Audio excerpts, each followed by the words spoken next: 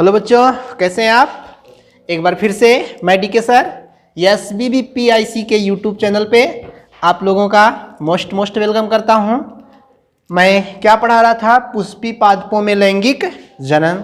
पुष्पी पादपों में लैंगिक जनन जब मैं पढ़ा रहा था तो उसमें बताया गया कि पुष्पी पादपों में लैंगिक जनन के कौन कौन से अंग होते हैं, अर्थात पुष्प की संरचना बताई गई। तो पुष्प की संरचना में बाह्य दलपुंज, दलपुंज और पुमंग तथा जायांग की चर्चा की गई थी। तो आज मैं चर्चा करूंगा बच्चों किसकी, परागण की चर्चा करूंगा। पॉलिनेशन किसकी चर्चा करूंगा, परागण की चर्चा करूंगा। ओके, तो अब परागण क्या होता है। हाँ, परागण बच्चों सिर्फ पुष्प में ही होता है। जब लैंगिक जनन पुष्प का पढ़ेंगे तो उसमें परागण सबसे महत्वपूर्ण कार्य अर्थात किया जाता है। तो परागण का सबसे महत्वपूर्ण कार्य होता है। और परागण कहते किसे हैं, परागण क्या कार्य करता है, कहते हैं बच्चों, जैसे आप लोग ये देखे होंगे, ये जानते हैं किसकी संरचना बन रही है,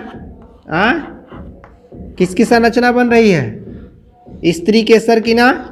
इसे क्या बोलते थे, वर्तिकाग्र बोलते थे। क्या बोलते थे, वर्तिकाग्र बोलते थे ना। और इसे क्या बोलते थे, वर्तिका बोलते थे। क्या बोलते थे, वर्तिका।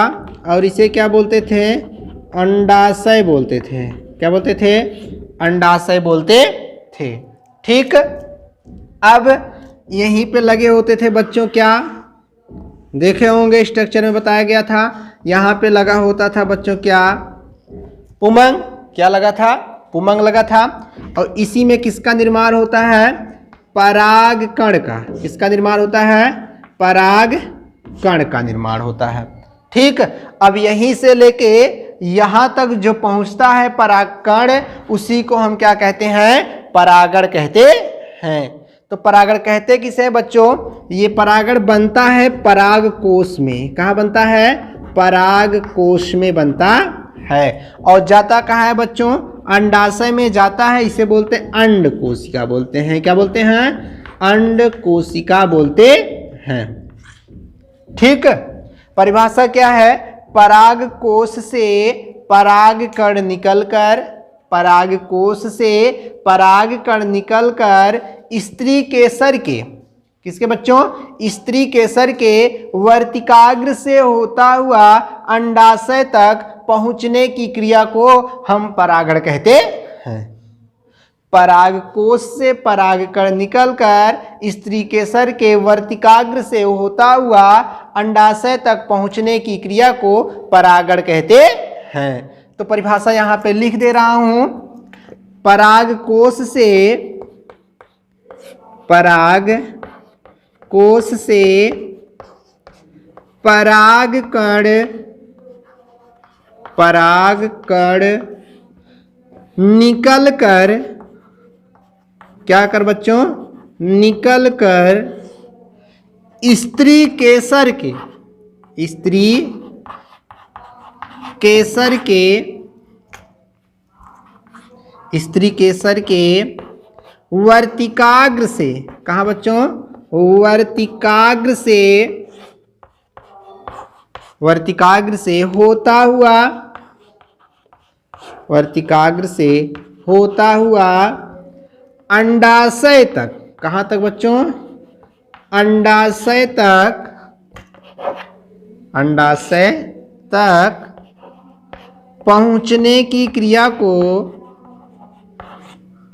पहुंचने की क्रिया को क्या कहते हैं बच्चों, परागण कहते हैं। क्या कहते हैं, परागण कहते हैं। हो गया, तो क्या बताएंगे, परागकोश से परागकण निकलकर स्त्री केसर के वर्तिकाग्र से होता हुआ अंडाशय तक पहुंचने की क्रिया को परागण कहते हैं। ओके, या छोटी सी परिभाषा ऐसे भी बता सकते हैं, परागकण का वर्तिकाग्र तक पहुंचना ही क्या कहलाता है, परागण कहलाता है। अथवा करके लिख दे रहा हूं छोटी परिभाषा, परागकण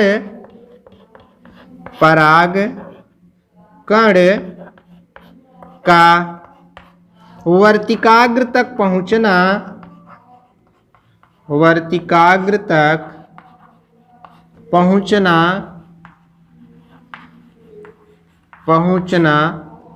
परागण कहलाता है। परागण कहलाता है। क्या कहलाता है?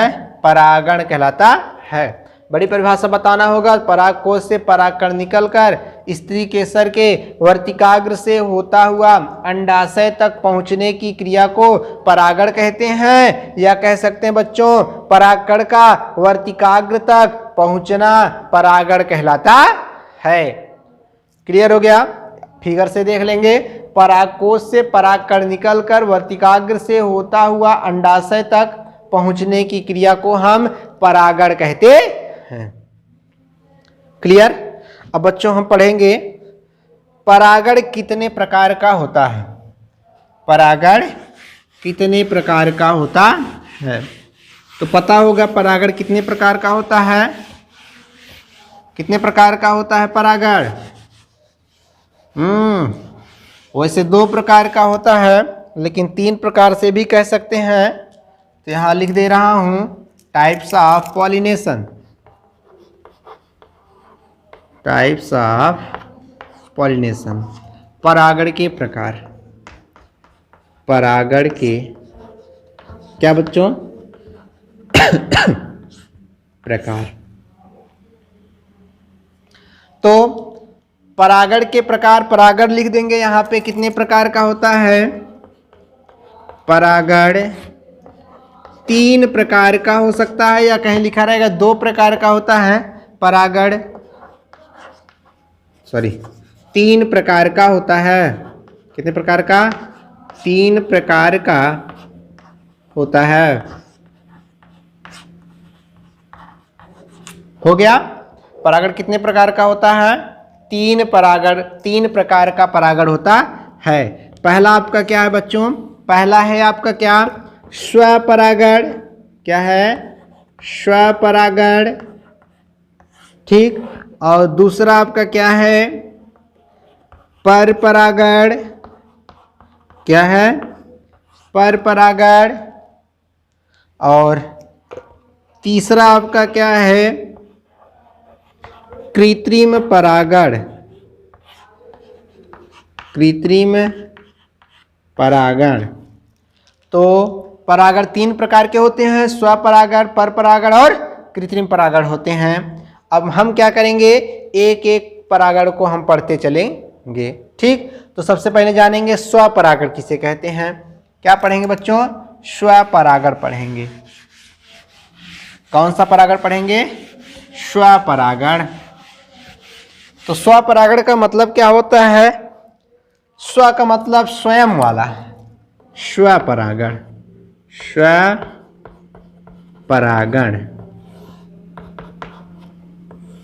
ओके।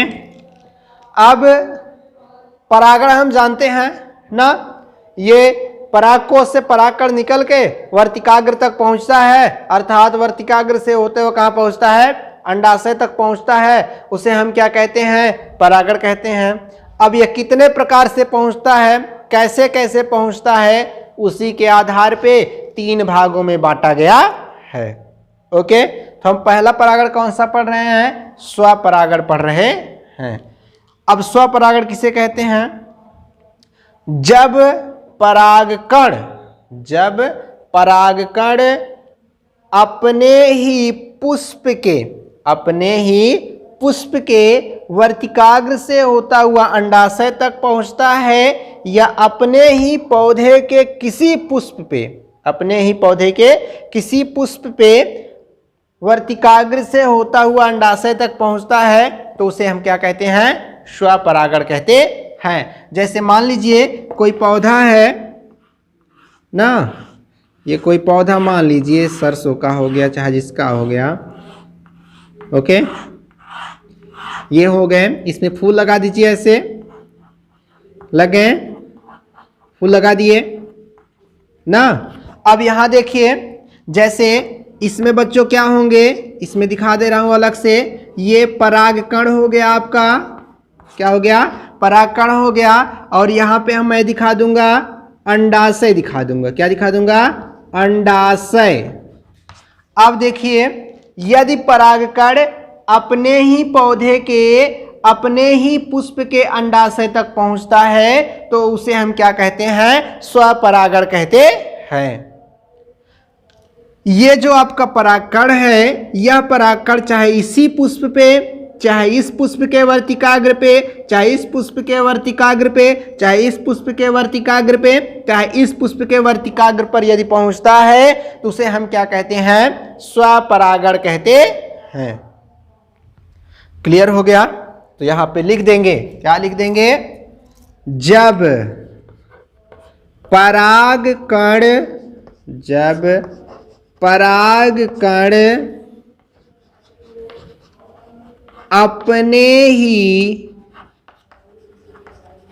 पुष्प के वर्तिकाग्र पर, वर्तिकाग्र पर पहुंचता है, क्या बच्चों, पहुंचता है, पहुंचता है तो उसे स्वपरागण कहते हैं। क्या कहते हैं बच्चों, स्वपरागण कहते हैं। हो गया? या ऐसे लिख सकते हैं, या जब परागकण, जब परागकण एक ही पौधे के किसी भी पुष्प के, कहाँ पहुंचता है, वर्तिकाग्र पर, वर्तिकाग्र पर पहुंचता है, क्या करता है बच्चों, पहुंचता है तो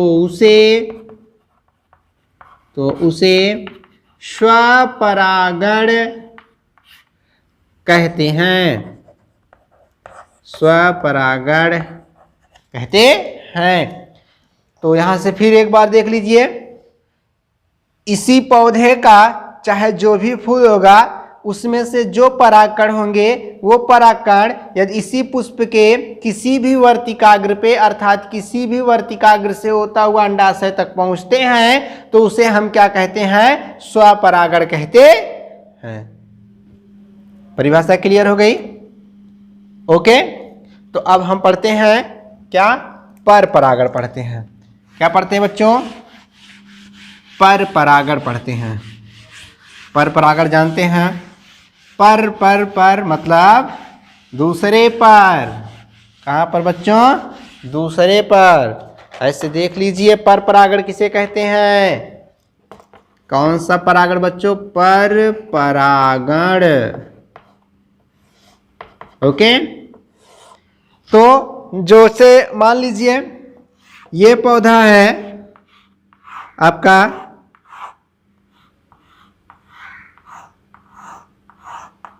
ठीक है, और एक पौधा है यह, वही पौधा, ओके, और यहाँ पे इसके फूल लगे हुए हैं,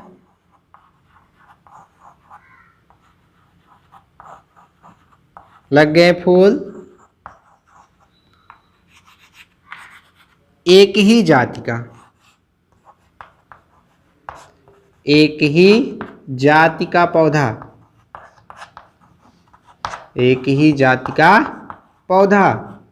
अब यहां पे देख लीजिए, इसमें क्या होता है बच्चों, जैसे एक ही जाति का जो पौधा होगा उस पौधे के पुष्प का परागकण अपनी ही जाति के दूसरे पौधे के वर्तिकाग्र पर पहुंचता है तो उसे हम क्या कहते हैं, पर परागण कहते हैं। एक ही जाति के पौधे के एक पुष्प का परागकण उसी जाति के पौधे के दूसरे पुष्प के वर्तिकाग्र पर यदि पहुंचता है उसे हम क्या कहते हैं? पर परागण कहते हैं। आई बात गई समझ में? इसका परागकण जो होगा, जैसे यहां लिख दूंगा परागकण ना, और यहां लिख दूंगा बच्चों अंडाशय या वर्तिका लिख दीजिए। क्या लिख दूंगा? वर्तिका। ठीक है, इसका परागकण इसके वर्तिकाग्र पर पहुंचे, चाहे इसका परागकण इसके वर्तिकाग्र पर पहुंचे, तो उसे हम क्या कहेंगे? पर परागण कहेंगे। क्लियर? परिभाषा लिख दे रहा हूं। एक ही जाति का पौधा, एक ही जाति के पौधे के जो परागकण होंगे बच्चों, परागकण उसी जाति के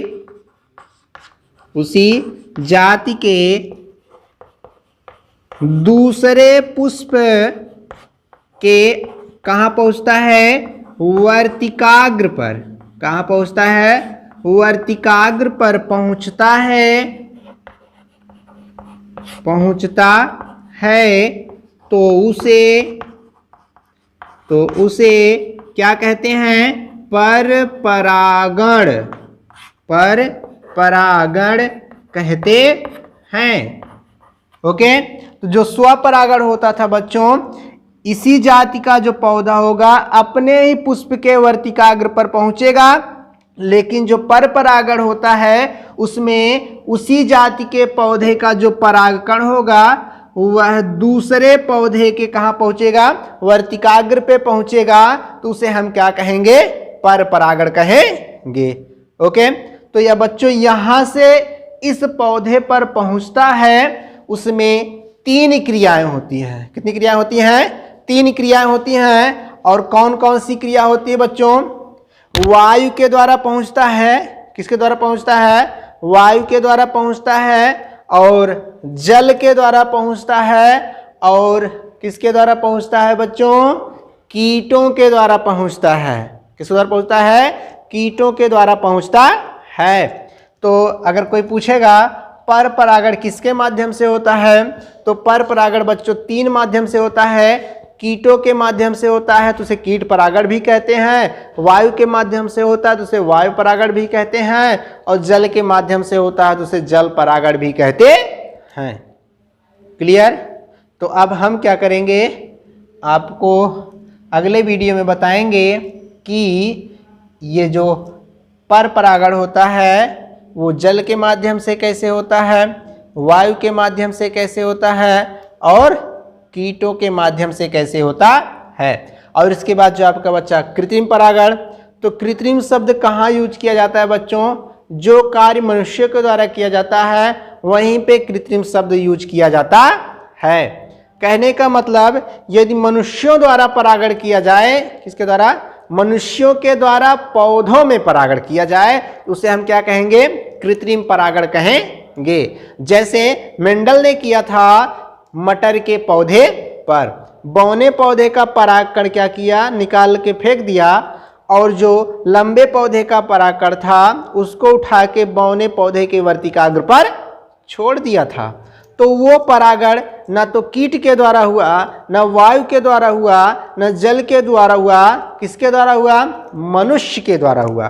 किसके द्वारा हुआ? मनुष्य के द्वारा हुआ। तो कहा जाता है यदि मनुष्यों के द्वारा परागण होता है तो उसे हम कृत्रिम परागण कहते हैं। ओके, ऐसा परागण जो मनुष्यों के द्वारा होता है उसे हम कृत्रिम परागण कहते हैं। एग्जाम्पल देना हो तो बता दीजिएगा। जैसे मेंडल ने क्या किया था, अपने संकरण के प्रयोग में बौने पौधे का परागकण निकाल के हटा दिया था, और लंबे पौधे का परागकण उसमें कहाँ? उसके वर्तिकाग्र पर छोड़ दिया था। ओके, तब तक आप क्या करोगे? पर परागण, स्वपरागण आप पढ़ोगे। उसके बाद मैं बताऊंगा अगले वीडियो में ये पर परागण कैसे होता है, और कृत्रिम परागण को थोड़ा सा और विस्तृत बताऊंगा। उसके बाद आप पीछे से क्या करेंगे? दोहराते रहेंगे। दोहरा के आप नोट्स में इसको लिखते चलेंगे।